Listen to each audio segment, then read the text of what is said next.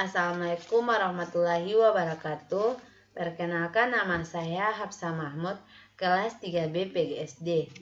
Yang saya hormati yaitu dosen pengampu mata kuliah pengembangan kurikulum SD, yaitu Ibu Nurfadlia SPD MPD. Jadi di sini saya akan menjelaskan pengertian, peranan, dan fungsi kurikulum. Pengertian kurikulum yaitu kurikulum sendiri berasal dari kata dalam bahasa Inggris yaitu curriculum. Kurikulum memiliki arti rencana pembelajaran. Kata kurikulum itu sendiri berasal dari bahasa Latin, yakni dari kata cur. Kata cur dapat diartikan dengan banyak artian seperti maju dengan cepat, berlari cepat, dan menjalani dan berusaha. Secara umum, definisi kurikulum merupakan suatu sistem pengaturan dan rencana tentang bahan pembelajaran yang nantinya akan dijadikan pedoman dalam aktivitas belajar mengajar. Yang kedua yaitu pengertian kurikulum menurut para ahli. Saya mengambil dua pengertian menurut para ahli, yaitu yang pertama menurut J. Galen Taylor dan William M. Alexander dalam buku Curriculum Planning for Better Teaching and Learning pada tahun 1956, di mana menjelaskan arti kurikulum sebagai berikut, yaitu segala usaha untuk mempengaruhi anak belajar, apakah dalam ruang kelas, di halaman sekolah, atau di luar sekolah, yaitu termasuk kurikulum. Kurikulum juga meliputi apa yang disebut dengan kegiatan ekstrakurikuler. Yang kedua yaitu menurut Hasan Langgulung, yaitu berpendapat bahwa kurikulum adalah sejumlah pengalaman pendidikan, kebudayaan, sosial, olahraga, dan kesenian baik yang berada di dalam maupun di luar kelas yang dikelola oleh sekolah. Yang ketiga yaitu peranan kurikulum. Peranan kurikulum itu sendiri terdiri dari 3 peranan, yaitu yang pertama peranan konservatif. Peranan konservatif yaitu di mana kurikulum diperuntukkan sebagai sarana untuk menerapkan nilai-nilai warisan budaya yang masih relevan dengan generasi saat ini, khususnya para siswa sebagai generasi muda Indonesia di era yang semakin pesat terhadap kemajuan teknologi ini. Para generasi muda perlu dibiasakan untuk tetap melestarikan budaya Indonesia. Ada beberapa pandangan generasi muda bahwa budaya Indonesia itu kuno dan tidak sesuai dengan perkembangan zaman. Oleh karena itu, dengan adanya kurikulum dapat memasukkan aspek-aspek budaya yang relevan dengan zaman sekarang, sehingga generasi muda dapat melestarikan budaya Indonesia tanpa terhalang dengan perkembangan zaman.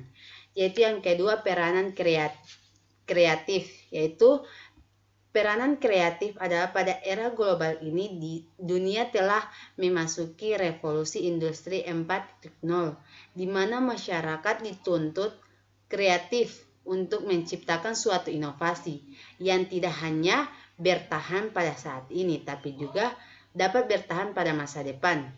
Dalam hal ini, kurikulum memiliki peranan yang penting untuk menggali potensi siswa dalam memperoleh kreativitas. Dengan adanya kurikulum, generasi muda dapat menjadi masyarakat yang berkompeten untuk menghadapi perkembangan zaman yang terus meningkat.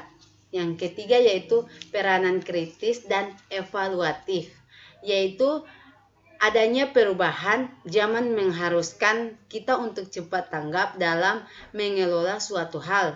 Sesuatu yang terbaik akan bertahan, sedangkan sesuatu yang biasa-biasa saja akan tergeser. Itulah mengapa di dalam kurikulum terancang segala upaya untuk membentuk karakter siswa yang kritis dan evaluatif. Dengan demikian, siswa dapat siap terjun ke dunia masyarakat dan mampu bersaing dengan baik. Jadi dari ketiga peranan tersebut dapat kita simpulkan bahwa kurikulum memiliki peran penting untuk membentuk karakter individu yang berpengaruh pada perubahan dunia. Dari rancangan-rancangan yang sudah tersusun dalam kurikulum, sekolah dapat mengimplementasikan agar tujuan pembelajaran dapat tercapai. Untuk mencapai peranan tersebut perlu ada pendekatan sehingga pembelajaran dapat dengan baik memaksimalkan peranan kurikulum.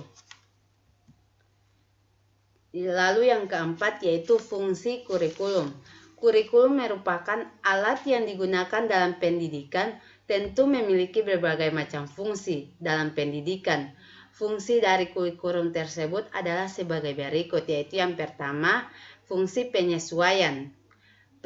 Adalah kemampuan dalam menyesuaikan diri dengan berbagai perubahan yang terjadi di lingkungan sekitarnya, karena lingkungan itu bersifat dinamis dan atau berubah-ubah setiap saat. Yang kedua yaitu fungsi integrasi, berarti bahwa kurikulum adalah alat pendidikan yang dapat menciptakan individu-individu yang utuh, yang nantinya dapat berguna dan dapat berintegrasi di lingkungan. Yang ketiga yaitu fungsi diferensiasi, memiliki arti bahwa kurikulum adalah suatu alat yang dapat memberikan pelayanan yang mampu menghargai dan melayani berbagai macam perbedaan setiap siswa. Yang keempat yaitu fungsi persiapan, yaitu berarti bahwa kurikulum dapat berfungsi sebagai pendidikan yang mampu mempersiapkan siswa ke jenjang yang selanjutnya, serta mampu untuk mempersiapkan dirinya agar dapat hidup di lingkungan masyarakat ketika ia tidak melanjutkan pendidikannya. Yang kelima yaitu fungsi pemilihan. Kurikulum berfungsi untuk menentukan program pembelajaran yang sesuai dengan minat dan bakat siswa.